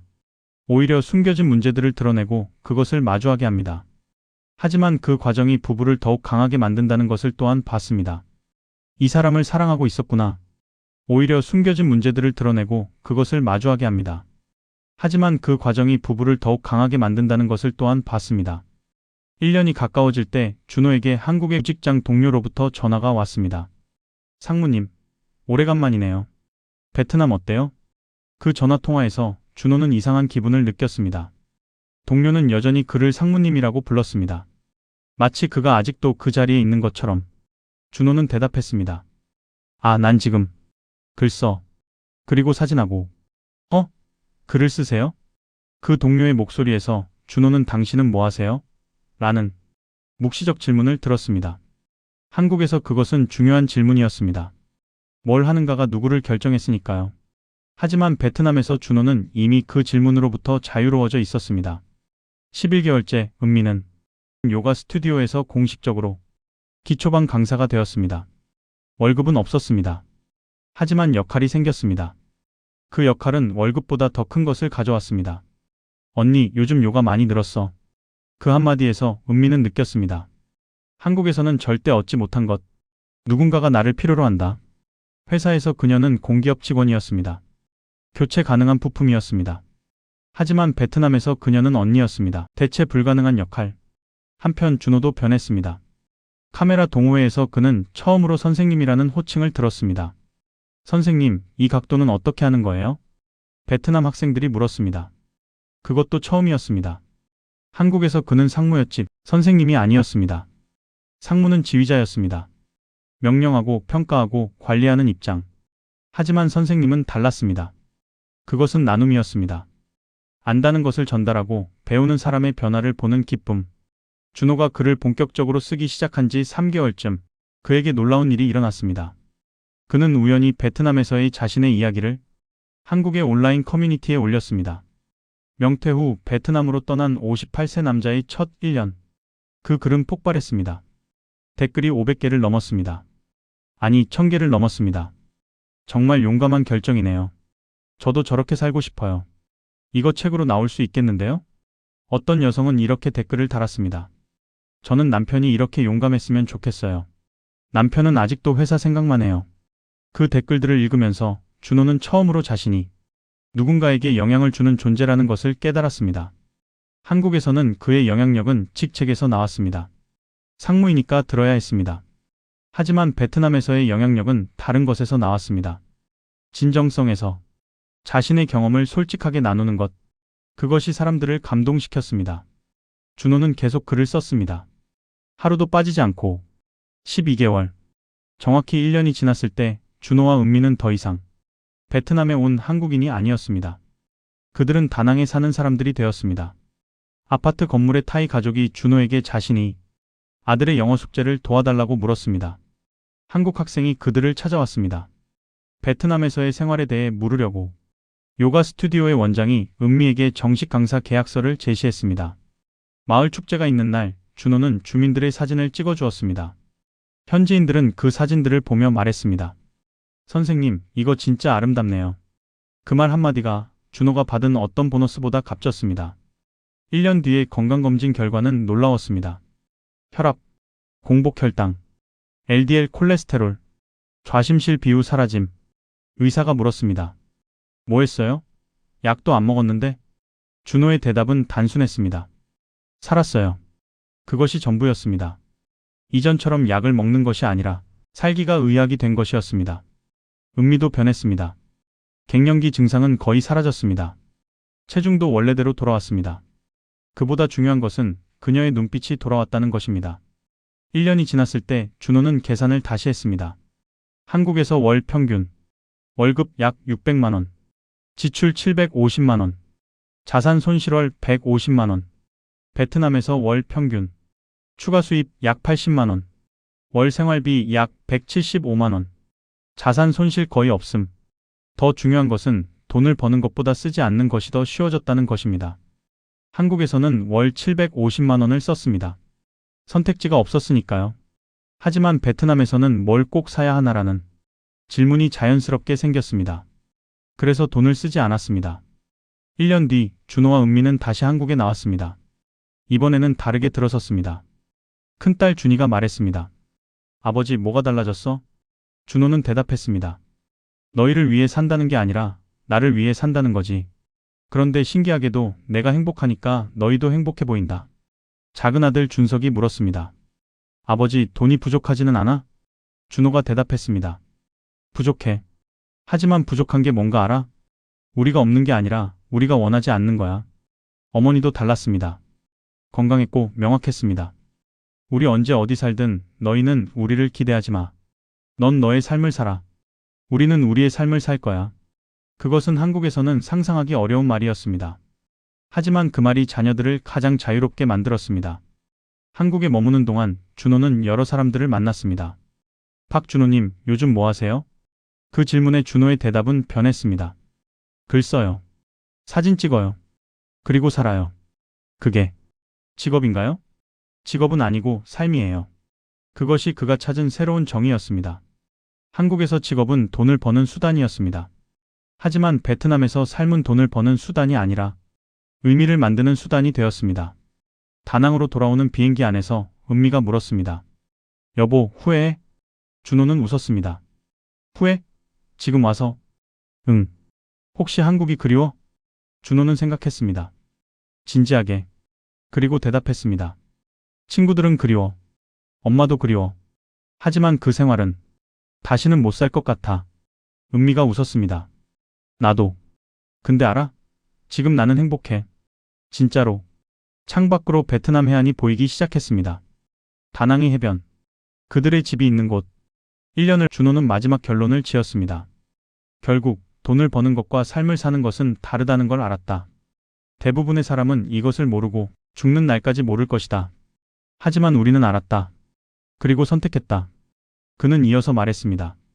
한국에서 우리는 월급을 받았지만 실제로는 매달 자산을 까먹고 있었다.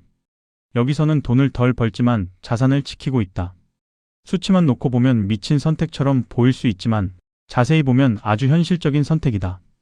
은미가 덧붙였습니다. 그리고 숫자로 계산할 수 없는 것들이 있어.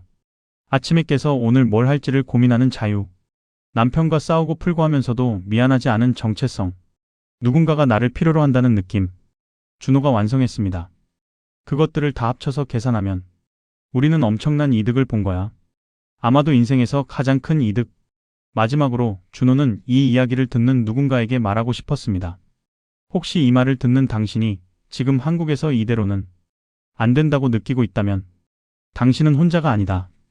그리고 선택할 수 있다는 걸 알아줬으면 좋겠다. 은미도 덧붙였습니다. 완벽하게 준비된 은퇴를 기다리지 마. 우리도 완벽하지 않았어. 하지만 불완전한 준비가 우리를 살렸다. 왜냐하면 완벽한 준비는 영원히 오지 않거든. 그리고 준호의 마지막 말. 우리 인생은 짧다. 그것을 깨달은 순간이 바로 떠날 때다.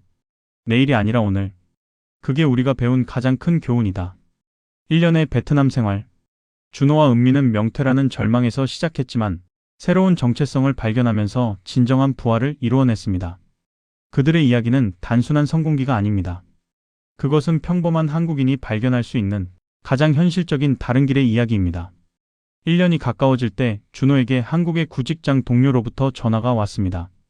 상무님, 오래간만이네요. 베트남 어때요? 그 전화 통화에서 준호는 이상한 기분을 느꼈습니다. 동료는 여전히 그를 상무님이라고 불렀습니다. 마치 그가 아직도 그 자리에 있는 것처럼. 준호는 대답했습니다. 아, 난 지금 글 써. 그리고 사진하고. 글을 쓰세요?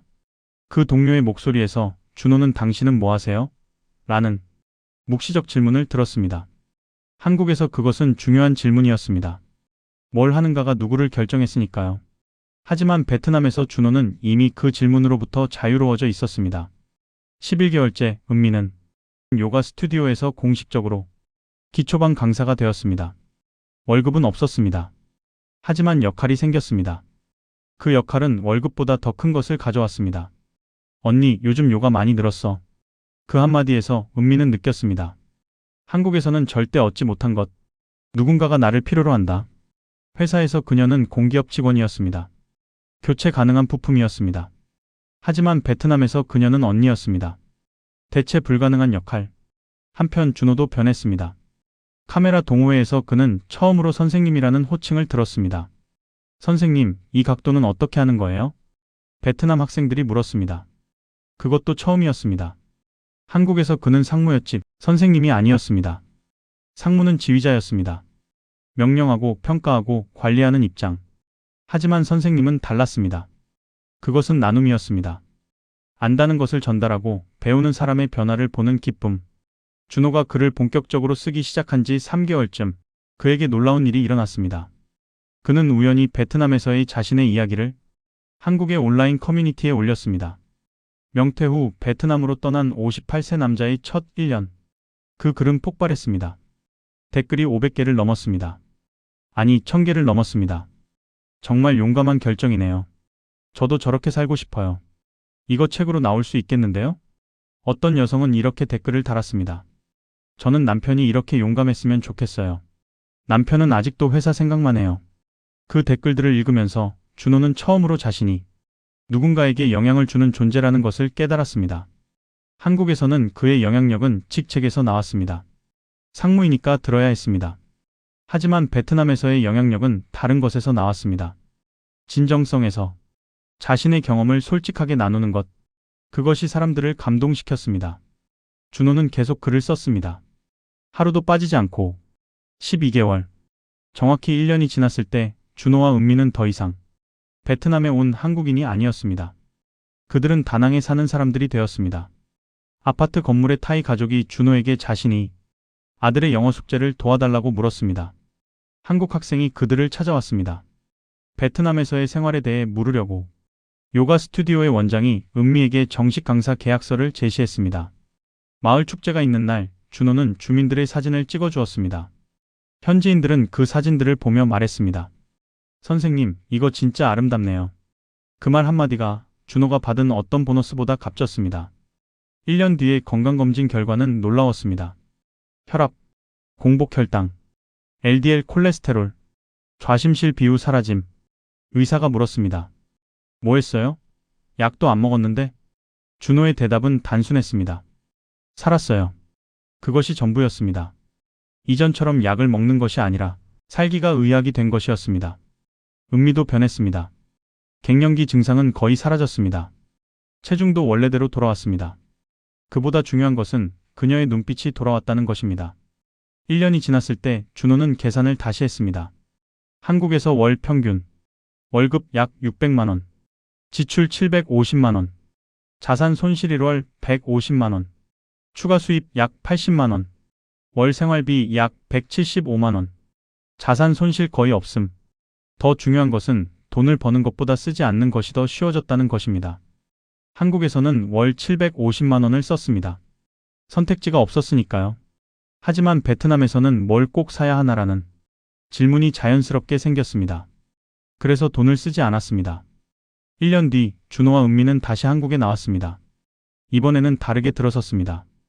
큰딸 준이가 말했습니다. 아버지, 뭐가 달라졌어? 준호는 대답했습니다. 너희를 위해 산다는 게 아니라 나를 위해 산다는 거지. 그런데 신기하게도 내가 행복하니까 너희도 행복해 보인다. 작은 아들 준석이 물었습니다. 아버지, 돈이 부족하지는 않아? 준호가 대답했습니다. 부족해. 하지만 부족한 게 뭔가 알아? 우리가 없는 게 아니라 우리가 원하지 않는 거야. 어머니도 달랐습니다. 건강했고 명확했습니다. 우리 언제 어디 살든 너희는 우리를 기대하지 마. 넌 너의 삶을 살아. 우리는 우리의 삶을 살 거야. 그것은 한국에서는 상상하기 어려운 말이었습니다. 하지만 그 말이 자녀들을 가장 자유롭게 만들었습니다. 한국에 머무는 동안 준호는 여러 사람들을 만났습니다. 박준호님, 요즘 뭐 하세요? 그 질문에 준호의 대답은 변했습니다. 글 써요. 사진 찍어요. 그리고 살아요. 그게 직업인가요? 직업은 아니고 삶이에요. 그것이 그가 찾은 새로운 정의였습니다. 한국에서 직업은 돈을 버는 수단이었습니다. 하지만 베트남에서 삶은 돈을 버는 수단이 아니라 의미를 만드는 수단이 되었습니다. 다낭으로 돌아오는 비행기 안에서 은미가 물었습니다. 여보, 후회해? 준호는 웃었습니다. 후회? 지금 와서? 응. 혹시 한국이 그리워? 준호는 생각했습니다. 진지하게. 그리고 대답했습니다. 친구들은 그리워. 엄마도 그리워. 하지만 그 생활은 다시는 못 살 것 같아. 은미가 웃었습니다. 나도. 근데 알아? 지금 나는 행복해. 진짜로. 창밖으로 베트남 해안이 보이기 시작했습니다. 다낭의 해변. 그들의 집이 있는 곳. 1년을 마무리하면서 준호는 마지막 결론을 지었습니다. 결국 돈을 버는 것과 삶을 사는 것은 다르다는 걸 알았다. 대부분의 사람은 이것을 모르고 죽는 날까지 모를 것이다. 하지만 우리는 알았다. 그리고 선택했다. 그는 이어서 말했습니다. 한국에서 우리는 월급을 받았지만 실제로는 매달 자산을 까먹고 있었다. 여기서는 돈을 덜 벌지만 자산을 지키고 있다. 수치만 놓고 보면 미친 선택처럼 보일 수 있지만 자세히 보면 아주 현실적인 선택이다. 은미가 덧붙였습니다. 그리고 숫자로 계산할 수 없는 것들이 있어. 아침에 깨서 오늘 뭘 할지를 고민하는 자유. 남편과 싸우고 풀고 하면서도 미안하지 않은 정체성. 누군가가 나를 필요로 한다는 느낌. 준호가 완성했습니다. 그것들을 다 합쳐서 계산하면 우리는 엄청난 이득을 본 거야. 인생에서 가장 큰 이득.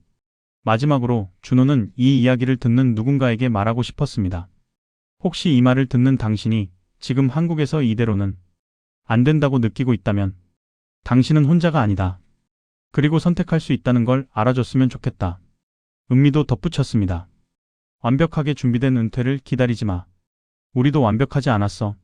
하지만 불완전한 준비가 우리를 살렸다. 왜냐하면 완벽한 준비는 영원히 오지 않거든. 그리고 준호의 마지막 말. 우리 인생은 짧다. 그것을 깨달은 순간이 바로 떠날 때다. 내일이 아니라 오늘. 그게 우리가 배운 가장 큰 교훈이다. 1년의 베트남 생활. 준호와 은미는 명퇴라는 절망에서 시작했지만 새로운 정체성을 발견하면서 진정한 부활을 이루어냈습니다. 그들의 이야기는 단순한 성공기가 아닙니다. 그것은 평범한 한국인이 발견할 수 있는 가장 현실적인 다른 길의 이야기입니다. 2년 6개월. 준호는 한국에 대한 마음을 정리할 때가 왔다는 것을 깨달았습니다. 그것은 미안함이었습니다. 자녀들에게, 부모님에게, 친구들에게 자신이 떠남으로써 남겨진 것들에 대한 미안함. 특히 어머니와의 관계에서 그것이 컸습니다. 준호는 전화를 했습니다. 엄마, 나 항상 미안해. 이렇게 멀리 있어서. 어머니의 목소리는 여전히 강했습니다. 뭐가 미안해? 넌 너네 삶을 살고 있잖아. 그게 엄마 소원이야. 그 말 한마디가 준호의 마음을 풀었습니다. 아, 미안함은 사랑이 아니구나. 감사함이 사랑이다. 어머니와 아버지가 베트남을 방문했습니다. 70대 후반의 두 부모가 처음으로 비행기를 타고 국경을 넘은 것이었습니다. 공항에서 어머니는 아들을 보고 울었습니다. 우리 아들 진짜 잘 살고 있네. 아버지도 말이 적었지만 눈물이 흘렀습니다. 준호는 부모님을 자신의 일상으로 안내했습니다. 아침 산책, 낮에 카페, 저녁에 해변. 어머니는 그 모든 순간을 지켜봤습니다. 그리고 깨달았습니다. 아, 우리 아들이 정말로 행복하구나. 부모님이 있는 동안 준호와 은미의 역할은 자식에서 어른으로 완전히 바뀌었습니다. 준호는 부모님에게 돌봄을 받는 게 아니라 부모님을 돌봤습니다. 아버지가 다낭의 더위에 힘들어하자 준호는 숙소를 옮기고 일정을 조정했습니다. 어머니가 베트남 음식에 질려하자 은미는 한국 밑반찬을 만들었습니다. 그것은 효도의 전형적인 형태는 아니었습니다. 하지만 그것은 진정한 효도였습니다. 돈이나 물질이 아니라 나의 시간을 나누는 것. 어머니는 떠나는 날 아들에게 말했습니다. 우리가 너를 낳아주고 너를 키웠다고 생각했는데 너는 우리를 다시 낳아줬다. 3년째 준호는 한국의 대학 동창들과 온라인 모임을 정기적으로 하기 시작했습니다. 매달 한 번. 비디오 통화. 5명의 동창. 모두 50대 후반. 처음에는 서로의 안부를 나누는 정도였습니다. 하지만 점점 깊어졌습니다. 준호, 솔직하게 말해. 너 정말 후회 안 해? 응. 근데 너희는? 너희 상황은? 그 대화들에서 준호는 친구들의 절망을 들었습니다. 우리도 빠져나가고 싶어. 하지만 시간이 없어. 정년까지 5년. 부모님까지 챙겨야 하고. 준호는 그 말을 들으면서 자신이 얼마나 운이 좋았는지 깨달았습니다. 명퇴라는 강제적 상황이 역으로 그에게 자유를 준 것이었습니다. 3년, 준호와 은미에게 다낭은 더 이상 낯선 나라가 아니었습니다. 그들의 아파트는 집이 되었습니다. 아파트 주인이 이 집은 너희 집이야 라고 말했습니다. 요가 스튜디오의 원장은 은미를 자매라고 불렀습니다. 카메라 동호회는 준호를 멘토라고 부르기 시작했습니다. 그리고 가장 놀라운 것은 현지인처럼 행동하기 시작했다는 것. 베트남 음식을 자연스럽게 먹고 베트남 말을 조금씩 배우고 베트남 문화를 존중했습니다. 그것은 적응이 아니라 통합이었습니다. 흥미로운 것은 준호와 은미가 떠난 이후 자녀들의 변화였습니다. 준이는 아이들을 위해 더 나은 미래를 설계하기 시작했습니다. 그것은 한국의 전형적인 교육 열심이 아니라 진정한 의미에서 행복의 역할 모델 찾기였습니다. 준석은 사업을 확장했습니다. 더 이상 돈을 많이 버는 것이 목표가 아니라 의미 있는 일을 하는 것이 목표가 됐으니까요. 그는 자신의 회사에서 청년 인턴들을 고용했고 그들을 멘토링했습니다. 어머니는? 그녀도 변했습니다. 한국에서 아줌마 네트워크에 빠져있던 그녀는 이제 지역의 자원봉사자가 됐습니다. 노인 일자리 센터에서 시니어들에게 인생 계획을 가르치기 시작한 것이었습니다. 준호 엄마가 너희를 가르칠 텐데 꼭 해봐. 정말 달라져. 3년 6개월. 한국의 출판사로부터 전화가 왔습니다. 박준호님, 저희 출판사입니다. 당신의 이야기를 책으로 내고 싶은데. 준호는 처음에 거절했습니다. 저는 특별한 사람이 아닙니다. 그냥 평범한 58세의 남자일 뿐입니다. 하지만 은미가 말했습니다. 해봐. 평범한 사람의 이야기가 가장 강하다고 생각해. 책이 나왔습니다. 제목은 단순했습니다. 역설의 노후. 돈이 없어서 얻은 모든 것. 첫 주에 베스트셀러 5위에 올랐습니다. 책이 나온 이후 준호의 이메일은 폭주했습니다. 55세 여성에게서 저도 떠났습니다. 당신의 책을 읽고 용기를 냈습니다. 지금 태국 치앙마이에 있습니다. 49세 남성에게서 아직 회사를 다니고 있습니다. 하지만 당신의 말처럼 시뮬레이션을 시작했습니다. 다음 5년이 제 결정 기간입니다. 62세 할아버지에게서 당신의 책을 읽고 아내와 싸웠습니다. 저는 떠나고 싶은데 아내가. 하지만 우리가 대화를 시작했습니다. 고맙습니다. 28세 딸에게서 우리 아버지가 읽으셨어요. 그리고 아버지가 변했어요. 제 아버지를 돌려주셔서 고맙습니다. 그 편지들을 읽으면서 준호는 이해했습니다. 아, 내 이야기가 아니라 그들의 이야기가 되는구나. 4년째, 준호와 은미는 새로운 역할을 받았습니다. 그들이 돕던 5쌍이, 부부 중 한 쌍이 아기를 낳은 것이었습니다. 다낭에서 할아버지, 할머니. 그 아이의 첫 단어에는 한국도 베트남도 없었습니다. 그것은 그냥 사랑이었습니다. 준호와 은미는 그 아이의 할아버지, 할머니가 되었습니다. 형식적으로가 아니라 실질적으로. 4년 반. 준호는 자신의 모든 여정을 돌아봤습니다. 한국에서 월급을 받고 자산을 모으고 보험을 들고 그 모든 것이 뭘 위한 것이었는가? 결론은 단순했습니다. 돈은 도구일 뿐이다. 그것으로 뭘 사는가가 중요하다. 한국에서 그는 돈으로 물건을 샀습니다. 더 좋은 아파트, 더 좋은 차, 더 좋은 명품. 하지만 베트남에서 그는 돈으로 시간을 샀습니다. 아내와 함께하는 시간, 자녀들과 손주들과 함께하는 시간, 현지 공동체와 함께하는 시간. 그리고 그 시간은 절대 없어지지 않았습니다. 물건은 낡아지지만 추억은 오래 남습니다. 마지막으로 준호가 말하고 싶은 것이 하나 있습니다. 혹시 당신이 지금 한국에서 밤 11시에 회사 의자에 앉아 있다면, 혹은 새벽 5시에 통근버스를 타고 있다면, 혹은 월급을 받았는데도 자산이 줄어드는 것을 느끼고 있다면, 혹은 자녀들이 자신을 책임져야 할 부모로만 보는 것 같다면, 혹은 거울엔 자신의 얼굴이 낯설다면, 그 모든 것이 신호입니다. 신호는 지금입니다. 내일이 아닙니다. 완벽한 준비를 기다리지 마세요. 우리도 완벽하지 않았으니까요. 하지만 우리는 떠났고 살았고 행복했습니다. 당신도 할 수 있습니다. 은미가 덧붙였습니다. 나는 남편이 명퇴 통보를 받았을 때 세상이 무너지는 줄 알았어요. 하지만 그것이 우리 삶이 시작되는 날이었어요. 만약 당신이 지금 무너지는 기분이라면 그것도 시작일 수 있다는 걸 알아주셨으면 좋겠어요. 당신의 이야기는 무엇입니까? 혹은 당신도 준호처럼, 준이의 남편처럼, 수영 교수처럼 뭔가 다른 길을 꿈꾸고 있을지도 모릅니다. 지금 무엇을 기다리고 있습니까? 필요한 것은 정말 돈일까요? 아니면 시간일까요? 무너져 있다고 느낀다면 그것은 새로운 시작의 신호일 수도 있습니다. 준호와 은미는 이제 다낭에서 이 글을 읽는 당신들의 이야기를 기다리고 있습니다. 댓글로 당신의 이야기를 나눠주세요. 혹은 준호처럼 떠나고 싶은 이유를 말씀해주세요. 당신의 이야기가 또 다른 누군가의 용기가 될 수 있습니다. 이것이 준호와 은미가 배운 가장 큰 교훈입니다. 나눔은 나를 더 풍요롭게 한다는 것, 그 원안에 함께할 수 있습니다. 구독과 좋아요도 부탁드립니다. 영상 제작에 큰 힘이 됩니다. 감사합니다.